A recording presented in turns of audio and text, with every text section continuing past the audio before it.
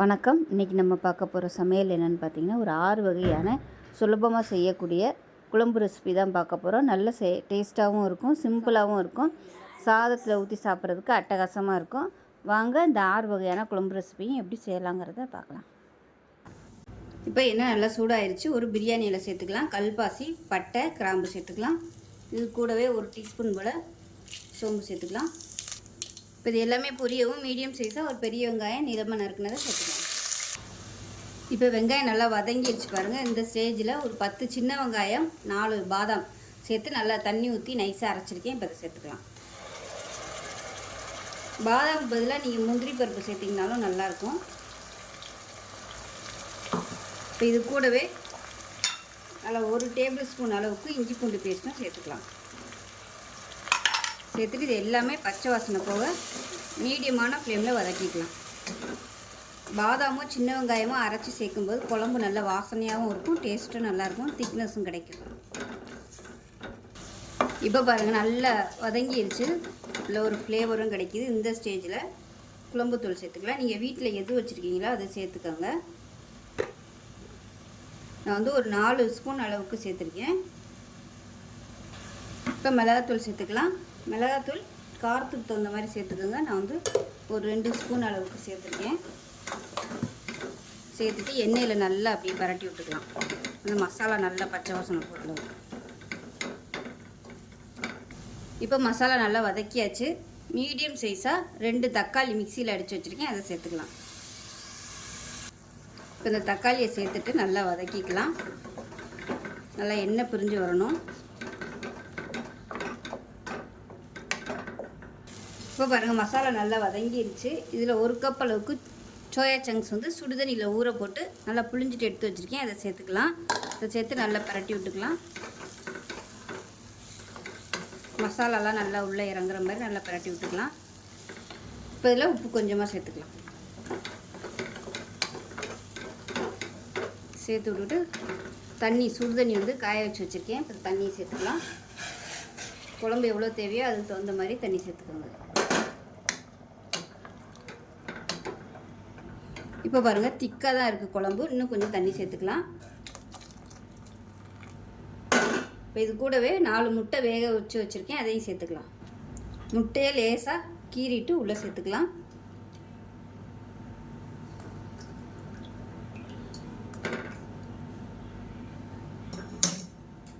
So உங்களுக்கு எத்தனை முட்டை தேவையோ நீங்கள் அதுக்கு தகுந்த மாதிரி சேர்த்துக்கலாம். இது வந்து கொதிக்க ஆரம்பிக்கட்டும். இப்போ நல்லா கொதிக்க ஆரம்பிக்குது. இந்த ஸ்டேஜில் தேங்காய் வந்து அரைச்சதை சேர்த்துக்கலாம். இப்போ நல்லா கலந்து விட்டுடலாம். கலந்து விட்டுட்டு உப்பெல்லாம் செக் பண்ணி பார்த்துட்டு பத்தலைன்னா உப்பு சேர்த்துக்கோங்க. இப்போ அப்படியே குக்கரை மூடி வச்சுக்கலாம். இப்போ குக்கரை மூடி வச்சுட்டு நல்லா ஒரு 2 விசில் விட்டுட்டு ஸ்டீம் போனதுக்கப்புறம் பார்க்கலாம். இப்போ ஸ்டீம்லாம் போயிடுச்சு. குழம்பு எப்படி இருக்குன்னு பார்க்கலாம். பாருங்கள் குழம்பு சூப்பராக இருக்குது, நல்ல வாசனையாக இருக்குது. ஸோ இந்தளவுக்கு வச்சுக்கோங்க. ஏன்னா சோயா சங்க்ஸுங்கிறதுனால அந்த குழம்பு ஃபுல்லாத்தையும் இழுத்துரும் நேரம் ஆக ஆக. அதனால் வைக்கையிலே இந்த அளவுக்கு வச்சுக்கோங்க. அவ்வளோதான், சூப்பராக ரெடி ஆயிடுச்சு. இது எல்லாத்துக்குமே தொட்டு சாப்பிடலாம். இட்லி, தோசை, சப்பாத்தி, சாதம் எல்லாத்துக்குமே அருமையாக இருக்கும். செஞ்சு பாருங்கள். செஞ்சு பார்த்துட்டு எப்படி வந்துச்சுங்கிறத சொல்லுங்கள். வீடியோ பிடிச்சிச்சின்னா லைக் பண்ணுங்கள், கமெண்ட் பண்ணுங்கள், சேனலை சப்ஸ்கிரைப் பண்ணுங்கள், பக்கத்தில் பெல் பட்டனையும் ப்ரெஸ் பண்ணுங்கள். நன்றி. வேறு எடுத்துக்கலாம். இதில் வந்து 15லேருந்து ஒரு 20 சின்ன வெங்காயம் முழுசாக அப்படியே சேர்த்துக்கலாம். இது கூடவே 6 பல் பூண்டு சேர்த்துக்கலாம். மீடியம் சைஸாக ஒரு தக்காளி கட் பண்ணதை சேர்த்துக்கலாம். இது கூடவே ஒரு 3 ஸ்பூன் அளவுக்கு துருவன தேங்காய், 1 டேபிள் ஸ்பூன் மிளகாத்தூள், 1 டேபிள் ஸ்பூன் தனியாத்தூள், புளி வந்து ஒரு சின்ன நெல்லிக்காய் சைஸுக்கு சேர்த்துக்கலாம். இது கூடவே 1/4 டீஸ்பூன் போல் சீரகம். இது எல்லாத்தையுமே நல்லா நைஸாக அரைச்சிக்கலாம். இப்போ பாருங்கள் இந்த அளவுக்கு நல்லா நைஸாக அரைச்சாச்சு. இப்போ ஒரு குக்கர் எடுத்துக்கலாம். தேவையான அளவுக்கு எண்ணெய் சேர்த்துக்கலாம். எண்ணெய் சூடாயிருச்சு. 1 டீஸ்பூன் போல் கடுகு சேர்த்துக்கலாம். 1 டீஸ்பூன் சோம்பு சேர்த்துக்கலாம். 1 டீஸ்பூன் போல் உளுந்து சேர்த்துக்கலாம். இப்போ கருவேப்பிலை சேர்த்துக்கலாம். இப்போ இதில் பொடியாக கட் பண்ண வெங்காயம் சேர்த்துக்கலாம்.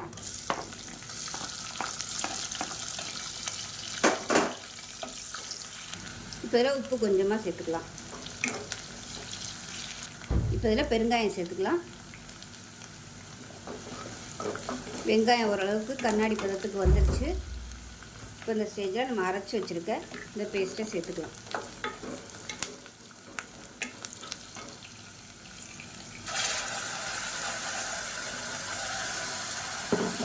சேர்த்துட்டு மீடியமான ஃப்ளேமில் வதக்கி விட்டுக்கலாம். இப்போ மசாலா நல்லா வதங்கிடுச்சு. இப்போ தண்ணி சேர்த்துக்கலாம். மிக்ஸி அரைச்சிட்டு அதை தண்ணியை சேர்த்துருக்கேன். தேவைப்பட்டால் நீங்கள் இன்னும் கூட தண்ணி சேர்த்துக்கலாம். குழம்போட திக்னஸ் பார்த்துட்டு நீங்கள் தண்ணி சேர்த்துக்கோங்க. இதுவே நல்லா திக்காக தான் இருக்குது. இப்போ இதில் முருங்கைக்காய் சேர்த்துக்கலாம். ஒரு 10லேருந்து ஒரு 15 பீஸ் வர மாதிரி முருங்கைக்காய் எடுத்திருக்கேன். சேர்த்துட்டு ஒரு கொதி வரட்டும். இப்போ லேசாக கொதிக்க ஆரம்பிச்சிருச்சு. இப்போ மூடி வச்சிடலாம். மூடி வச்சுட்டு இருக்குன்னு பார்க்கலாம். பாருங்கள், இந்த மாதிரி தான் இருக்கும். நல்ல வாசனையாக இருக்குது. சூப்பராக இருக்குது குழம்பு. இது வந்து சாதம், இட்லி, தோசை எல்லாத்துக்குமே தொட்டு சாப்பிட்றதுக்கு சூப்பராக இருக்கும். கமகமன்னு இருக்கும் அந்த முருங்கைக்காய் வாசனையோட. செஞ்சு பாருங்கள். செஞ்சு பார்த்துட்டு எப்படி இருந்துச்சுங்கிறத சொல்லுங்கள். வீடியோ பிடிச்சினா லைக் பண்ணுங்கள், கமெண்ட் பண்ணுங்கள், சேனலை சப்ஸ்கிரைப் பண்ணுங்கள், பக்கத்தில் பெல் பட்டனையும் ப்ரெஸ் பண்ணுங்கள். நன்றி. அதை பார்க்கலாம். குக்கர் எடுத்துக்கலாம். இப்போ இதில் தேவையான அளவுக்கு எண்ணெய் சேர்த்துக்கலாம். எண்ணெய் நல்லா சூடானதும் 1 டீஸ்பூன் போல் கடுகு, அதே போல் 1 டீஸ்பூன் சீரகம் சேர்த்துக்கலாம். சீரகம் இல்லை சோம்பு சேர்த்துக்கலாம். இப்போ கடுகு நல்லா பொரிய ஆரம்பிக்குது. பொடியாக கட் பண்ண வெங்காயம் சேர்த்துக்கலாம்.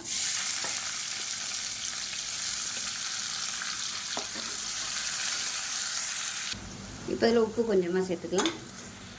இப்போ வெங்காயம் நல்லா வதங்கிடுச்சு. 1 டீஸ்பூன் போல் இஞ்சி பூண்டு பேஸ்ட்டு சேர்த்து நல்லா வதக்கி விட்டுக்கலாம். இஞ்சி பூண்டு பேஸ்ட்டு பச்சை வாசனை போக நல்லா வதக்கியாச்சு. இப்போ பொடியெல்லாம் சேர்த்துக்கலாம். 1/4 டீஸ்பூன் மஞ்சள்தூள், 1 டேபிள் ஸ்பூன் தனியாத்தூள், 1/4 டேபிள் ஸ்பூன் சோம்புத்தூள், 1/2 டேபிள் ஸ்பூன் மிளகாத்தூள், 1/2 டேபிள் ஸ்பூன் குழம்பு மிளகாத்தூள். இது எல்லாத்தையும் நல்லா வதக்கிக்கலாம். இப்போ இதில் 2 தக்காளி மிக்சியில் அடித்து வச்சுருக்கேன், சேர்த்துக்கலாம். அப்படியே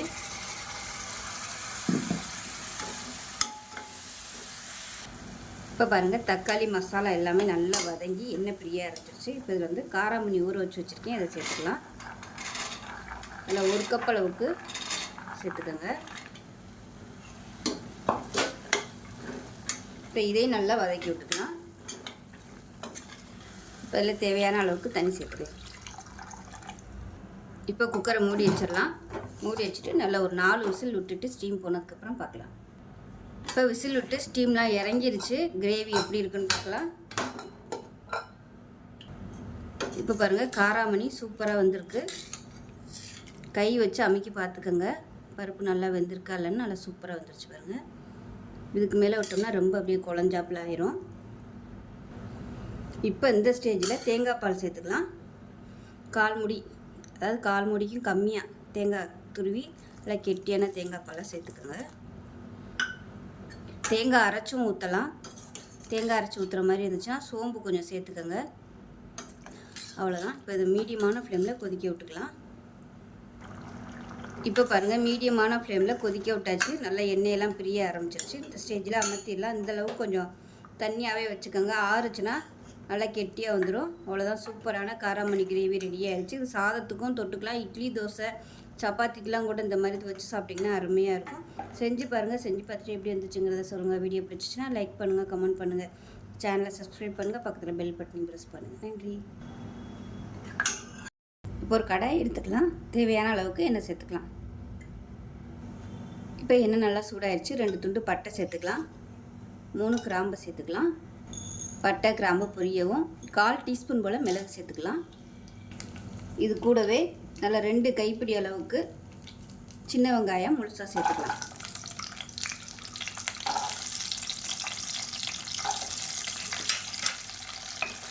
இதை நல்லா வதக்கி விட்டுக்கலாம்.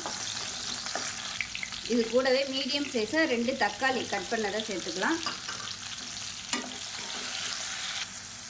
இப்போ தக்காளி வெங்காயம் ஓரளவுக்கு வதங்கிருச்சு. 1/4 மூடி துருவன தேங்காய் சேர்த்துக்கலாம். இப்போ இதையும் சேர்த்து வதக்கி விட்டுக்கலாம். இப்போ பாருங்கள், தேங்காய் சேர்த்து நல்லா வதக்கியாச்சு. 1 டேபிள் ஸ்பூன் மல்லித்தூள், காரத்துக்கு ஏற்ற மாதிரி மிளகாத்தூள் 1 டேபிள் ஸ்பூன், அது கூடவே 1/2 டேபிள் ஸ்பூன் சோம்புத்தூள், 1 டேபிள் ஸ்பூன் மட்டன் மசாலா சேர்த்துக்கலாம். இதையும் சேர்த்து வதக்கி விட்டுக்கலாம்.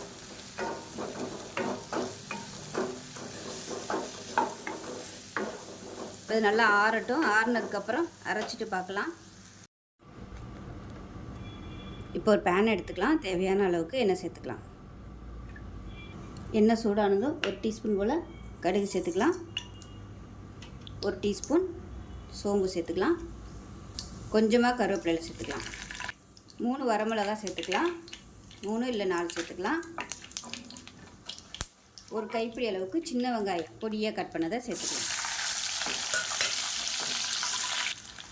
இப்போ பாருங்கள், வெங்காயம் பொன்னிறமாக வதங்கிடுச்சு. ஒரே ஒரு தக்காளி, 4 பச்சை மிளகாய் 2 கீறினதை சேர்த்துக்கலாம். 1 டீஸ்பூன் மஞ்சள்தூள் சேர்த்துக்கலாம். தேவையான அளவுக்கு உப்பு சேர்த்துக்கலாம். இப்போ பாருங்கள், தக்காளி நல்லா வதங்கிடுச்சு. இப்போ நம்ம அரைச்சி வச்சுருக்க அந்த பேஸ்ட்டை சேர்த்துக்கலாம்.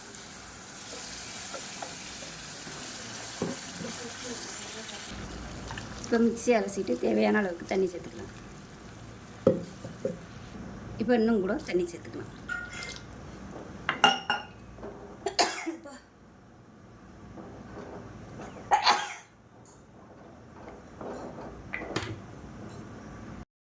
இப்போ பாருங்கள், தக்காளி குழம்பு சூப்பராக ரெடி ஆகிடுச்சு. இப்படியே மேலே எண்ணெயெல்லாம் மிதக்க ஆரம்பிச்சிருச்சு பாருங்கள். இந்த அளவுக்கு நல்லா வற்ற விட்டுக்கோங்க. திக்னஸ் வந்து உங்களோட இதுக்கு தகுந்த மாதிரி நீங்கள் திக்காகவும் வச்சுக்கலாம், இல்லை தண்ணியாக தான் வேணும்னு நினச்சிங்கன்னா கொஞ்சம் தண்ணியாகவும் வச்சுக்கலாம். இது வந்து சாதம், இட்லி, தோசை, ஊத்தப்பம் எல்லாத்துக்குமே சூப்பராக இருக்கும். ஒரு குக்கர் எடுத்துக்கலாம். இதில் வந்து 3 தக்காளி சேர்த்துக்கலாம். நல்லா 4ஆக கட் பண்ணிவிட்டு சேர்த்துக்கோங்க. இது கூடவே ஒரு 4 வரமிளகாய், ஒரு 4 பல் பூண்டு சேர்த்துக்கலாம். அதை தண்ணி ஊற்றி நல்லா ஒரு 3 விசில் விட்டுட்டு பார்க்கலாம். இப்போ ஒரு மிக்ஸி ஜார் எடுத்துக்கலாம். 1/4 கப் அளவுக்கு துருவன தேங்காய் சேர்த்துக்கலாம். இது கூடவே ஒரு பச்சை மிளகாய் சேர்த்துக்கலாம்.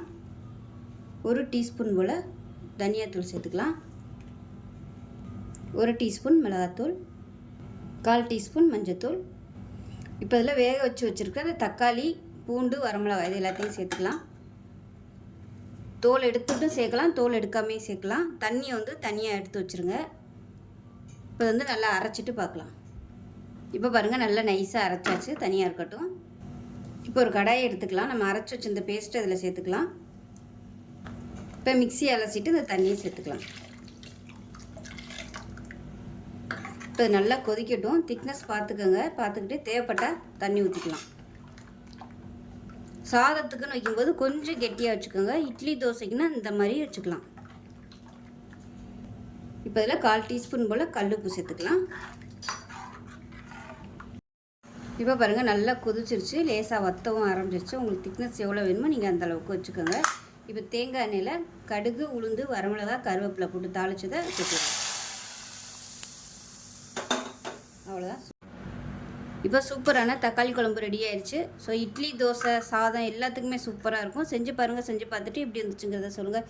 வீடியோ பிடிச்சிச்சுன்னா லைக் பண்ணுங்கள், கமெண்ட் பண்ணுங்கள், சேனலை சப்ஸ்கிரைப் பண்ணுங்கள், பக்கத்தில் பெல் பட்டனை ப்ரெஸ் பண்ணுங்கள். நன்றி.